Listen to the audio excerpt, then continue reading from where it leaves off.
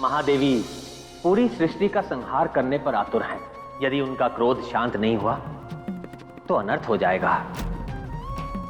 तीनों लोग उनके क्रोध में स्वाहा हो जाएंगे एवं जब तक गौरी पुत्र गणेश पुनः जीवित नहीं होते तब तक महादेवी का क्रोध शांत होना असंभव प्रतीत हो रहा है। कृपा करके कुछ करें महादेव। आप इतने भयभीत ना हो विष्णुदेव। आप सभी को प्रलंबकारी लग रही है, वही भविष्य में उतनी ही लाभकारी भी सिद्ध होगी। आपके कथन का क्या तात्पर्य है महादेव? हे देवाधिदेव, श्री गणेश हमारे वार से मृत नहीं हुए हैं, मात्र अचेत अवस्था में है। बम बम बोले, बम बम बोले। हे विष्णुदेव, इस समस्या को सरलता से हल किया जाए, इसीलिए आप कृपा कर पृथ्वीलोक पर जाएं तथा जो भी पहला प्राणी आपको दिखाई दे उसका मस्तक अपने सुदर्शन चक्र से काट कर ले आए। उस मस्तक और दिव्य पालक गणेश के शरीर को मिलाकर हम उनकी चेतना को वापस ले आएंगे। तत्पश्चात समस्त सृष्टि श्री गणेश के दर्शन से युग युगांतर तक लाभान्वित होती रहेगी। नमन है आपको और आपकी ममता को। एक माँ होने के कारण हम समझ सकते हैं कि आप कितनी विचलित होंगी अपने पुत्र गणेश के मृत शरीर को देखकर। कदाचित हम अपने आप को उस पूरे प्रकरण के केंद्र में पा रहे थे, क्योंकि हमारे आदेश अनुसार ही गणेश ने महादेव को रोका था। एक माता और पुत्र के संबंध में एक दूसरे के प्रति प्रतिबद्धता सर्वश्रेष्ठ उदाहरण है ये। जय माता पार्वती की, जय श्री गणेश। महादेव ने जब श्री विष्णु जी से कहा कि जो भी प्रथम प्राणी मिले उसका शीश ले आए, तभी ये समस्त घटनाक्रम एवं वो प्राणी भी पूर्व ही निर्धारित था। गणेश के जन्म के कुछ समय पूर्व की बात है। ऐरावत, तुम अहंकारी एवं दुष्ट हो गए हो। कितने देवों ने तुम्हारी उल्लंघना की है। ऐरावत, तुम समझाने के पात्र नहीं हो। तुम्हारा ये रूप दंडनीय है।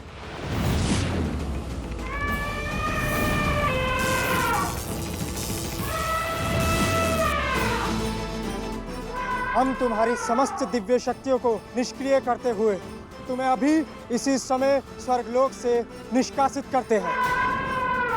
आज के बाद तुम धरती लोक पर जीवन यापन करोगे।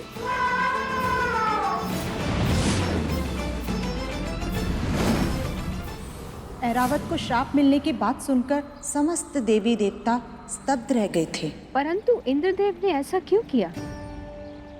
ऐरावत तो समुद्र मंथन से प्राप्त हुए विलक्षण अनमोल रत्नों में से एक थे। ऐसा क्या हो गया कि देवराज ने उनको स्वर्ग लोक से निष्कासित कर दिया? इसी प्रश्न से तो सभी आश्चर्यचकित थे पुत्री। आपके मन को भी तो यही प्रश्न विचलित कर रहा था, है ना देव ऋषि? हाँ माते, अन्य देवी देवताओं के भांति हम भी अत्यधिक विचलित थे। तत्पश्चात देव ऋषि स्वयं आप एवं देवी लक्ष्मी ने विष्णु जी से इस आदेश का कारण पूछा था। नारायण नारायण। प्रभु श्री विष्णु के श्री चरणों में भक्त देवर्षि नारद का प्रणाम। समस्त देवलोक में ऐरावत के स्वर्ग से निष्कासित किए जाने के कारण उथल पुथल मची हुई है और आप मुस्कुरा रहे हैं स्वामी। आपकी इस मुस्कुराहट के पीछे का अर्थ जान सकते हैं स्वामी? क्या ऐरावत के इस प्रकार स्वर्गलोक से निष्कासित किए जाने का कारण आप हमें बता सकते हैं? आप दोनों बस इतना समझ लीजिए कि ये घटना एक बड़ी रचना का आरंभ है तथा इंद्र और ऐरावत उसके एक पात्र मात्र है। माते, उस समय तो हमें प्रभु श्री विष्णु की बात समझ में नहीं आई, किंतु उसके पश्चात जब महादेव ने प्रभु श्री विष्णु को धरती लोक पर वन में जाके किसी प्राणी के शीश लाने को कहा, तब हे महादेव, हमें पृथ्वी पर यह पहला प्राणी मिला है ये कितना सुंदर और अबोध है। इसका वध हम कैसे कर सकते हैं? अरे, ये तो ऐरावत हैं। आपको स्मरण हो देवादिदेव कि ऐरावत को इंद्रदेव ने श्राप दिया है। आपके द्वारा मृत्यु को प्राप्त होकर ये श्राप मुक्त हो जाएगा। अतः ये श्राप मुक्त होने के लिए आप ही की प्रतीक्षा में यहाँ खड़े हैं। आप इनके शरीर को मस्तक विहीन करके इनका शीश गणेश जी को प्रदान करके इस संसार में प्रेम का प्रतीकात्मक उदय करें। हे श्री हरि, अपने कर कमलों द्वारा हमारा वध करके हमें इस श्राप से मुक्त करने की कृपा करें। हे सुदर्शन चक्र, जाइए एवं गजराज को श्राप से मुक्ति दिलाइए।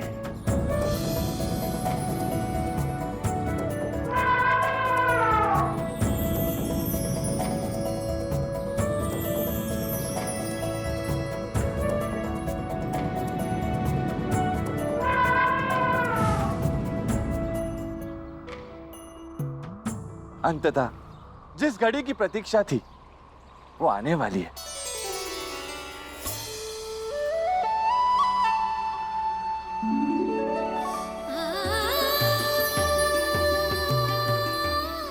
सुंदर, अति सुंदर। पुत्री संतोषी, आपने तो उत्सव मनाने की पूर्ण तैयारी कर ली। आज हम पुनः उस क्षण को जिएंगे, क्योंकि उस समय तो हमारे मन मस्तिष्क में मात्र हमारे पुत्र गणेश को जीवित देखने की लालसा थी, और ये लालसा पूर्ण करने के लिए श्री विष्णु जी ने ऐरावत का सर काटकर उसे श्राप मुक्त किया एवं निकल पड़े गणेश को गजमुख देने के लिए। तब क्या हुआ दादीश्री, जब श्री विष्णु गजमुख को लेकर आपकी क्रोधावस्था में आपके समक्ष प्रस्तुत हुए?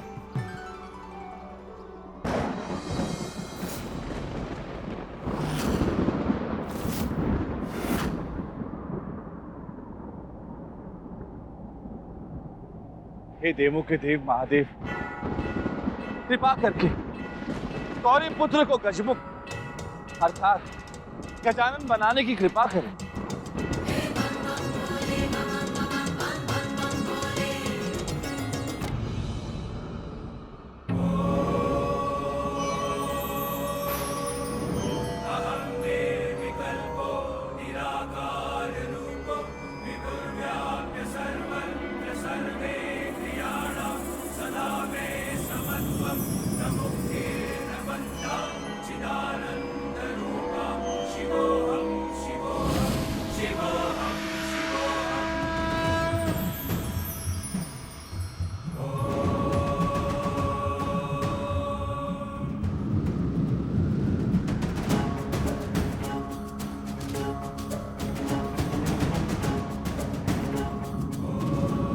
आज पुनः हमें यह अद्भुत दृश्य देखने का स्वर्णिम अवसर प्राप्त हुआ है।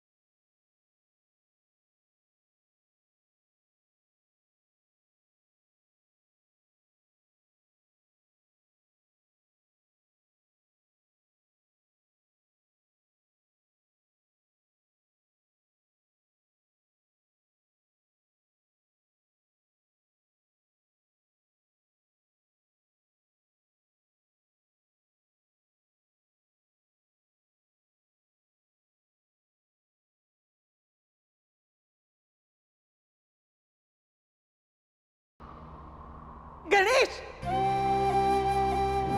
पुत्र, हमारे पुत्र गणेश। माता,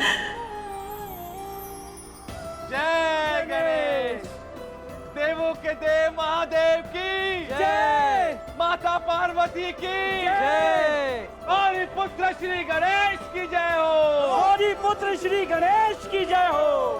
पुत्र, अपने पिताजी को प्रणाम करो।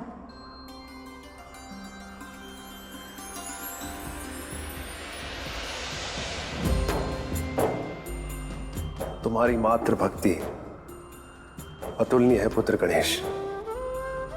तुमने अपनी माता की एक छोटी सी इच्छा की पूर्ति के लिए अपने प्राणों तक की चिंता नहीं की। इस संसार में माता का स्थान सर्वप्रथम है एवं उस माता की मर्यादा का मूल्य कदाचित तुमसे अधिक इस सृष्टि में किसी ने नहीं समझा। अतः आज से इस संसार में किसी भी शुभ कार्य को करने से पहले द्वारपाल श्री गणेश की आरती होगी।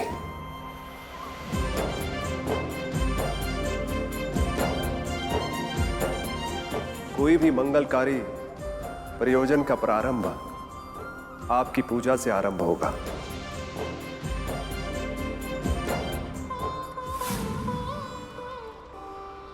चलें दादी श्री।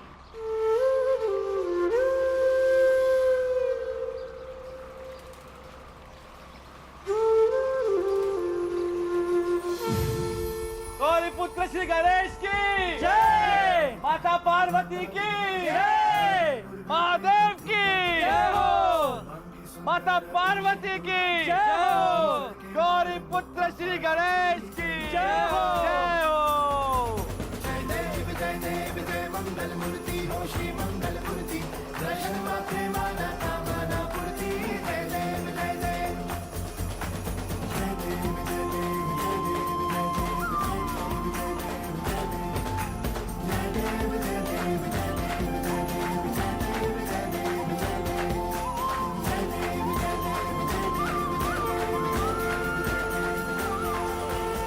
इस प्रकार अंततः गौरी पुत्र बन गए गजानन।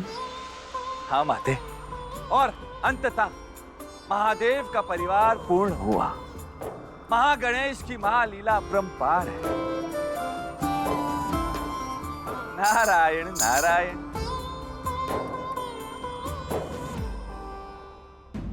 अरे सिंहासन भाई साहब, आप जैसा शेरदिल इंसान ये छोटी सी बात को लेके इतनी चिंता कर रहा है। भैया हर जगह ढूंढ लिए, जहां जहां ढूंढ सकते थे, दोनों कहीं नहीं मिल रहे। रोज रोज काहे बखेड़ा खड़ा कर रही है ये बाती। पति मारी गई है का इसकी। अरे इन सब बातों पे तुम्हारे बाबूजी नाराज नहीं होंगे तो और क्या करेंगे। अरे अम्मा, वो देखो दोनों जने का नाम लिया, दोनों जने आ गए।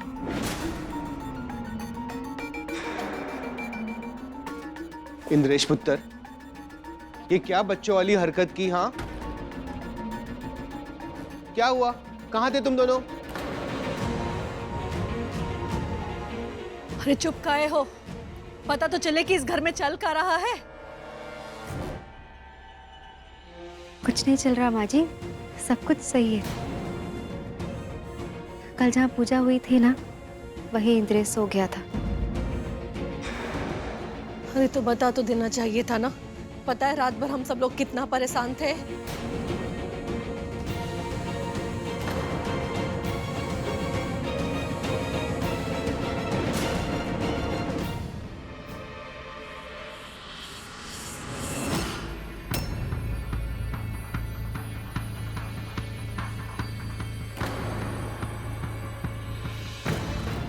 सबती संभाल के, ऐसा आठवां महीना चल रहा है तुम्हारा, ऐसी भागा भागी ठीक नहीं है इस हालत में।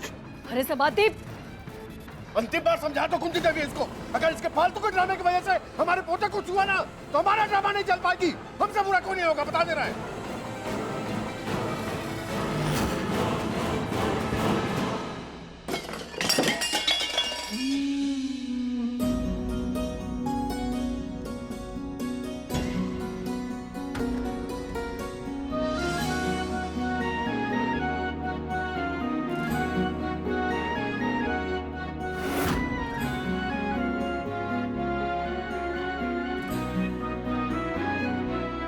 इंद्रेश, सभी थोड़ी देर के लिए अकेला छोड़ दो। हम अभी किसी के सवाल का जवाब नहीं दे पाएंगे। पर इंद्रेश हुआ क्या? Please leave me alone.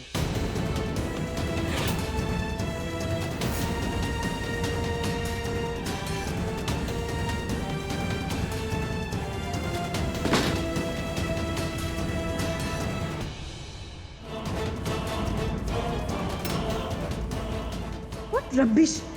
इतना सब होने के बाद भी ये अभी भी स्वाति को लेकर अपसेट है। अगर ऐसा ही चलता रहा तो इस पर वापस स्वाति को रंग चढ़ने में देर नहीं लगेगी।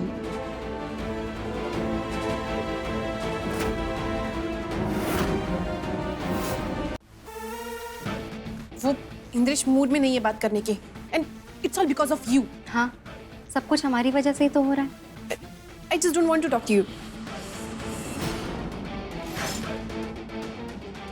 बोलो, क्या बात करनी है? यहाँ नहीं। यहाँ नहीं तो कहाँ करनी है? कल सुबह जब चाचा जी के साथ सब लोग घर से बाहर चले जाएंगे और हम दोनों अकेले होंगे तब बात करेंगे, अभी नहीं। वैसे भी आज हमें कोई तमाशा नहीं करना है।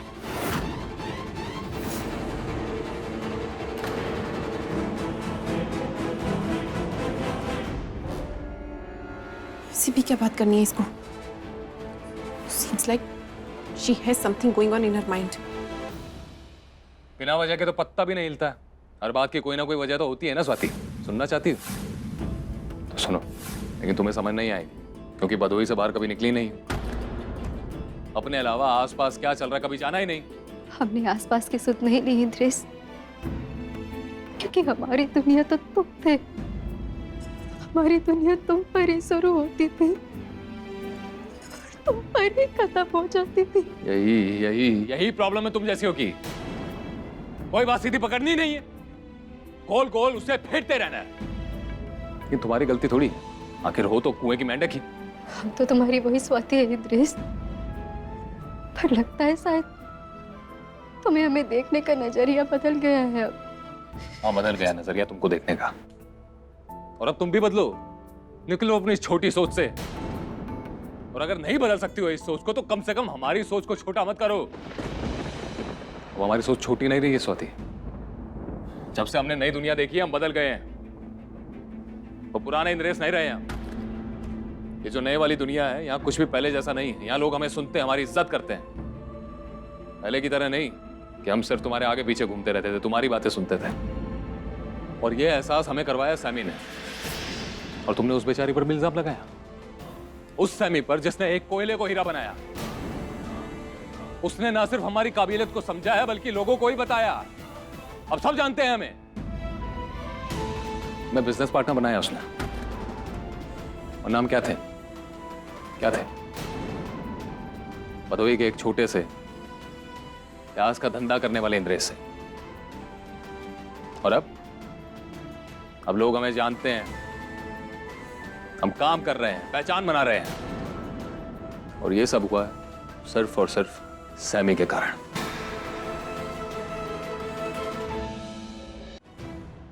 फॉर गॉड सेक, तुम हमें हमारी जिंदगी जीने क्यों नहीं दे रही हो?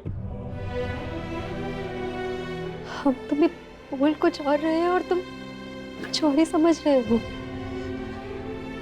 पर हम समझते हैं तुम्हें इंद्रेश। तुम समझ रही हो हमें? जीवन में कभी समझ नहीं सकती हो। अरे तुम्हें समझाना मानो भैंस के आगे बीन बजाना है।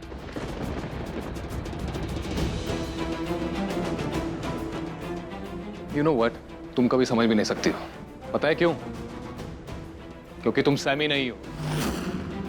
तुम एक टिपिकल बोरिंग हाउसवाइफ हो जिसको सिर्फ एक ही चीज आती है, अच्छे से आती है, क्रिबिंग। दूसरे के पीछे उसकी बुराई ढूंढना। लेकिन तुम्हारी गलती थोड़ी है इसमें। तुम्हारा दिमाग ही छोटा सा, लेकिन इस छोटे दिमाग के साथ भी तुम्हारा ये एटीट्यूड। अगर सैमी की तरह पढ़ी लिखी, समझदार और मॉडर्न होती तब तो पता ही नहीं क्या करती।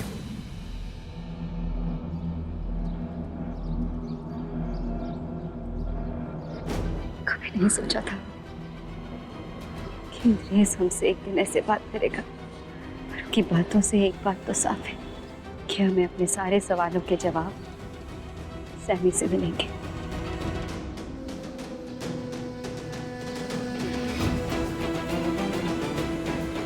हमें सच जानने का हक है।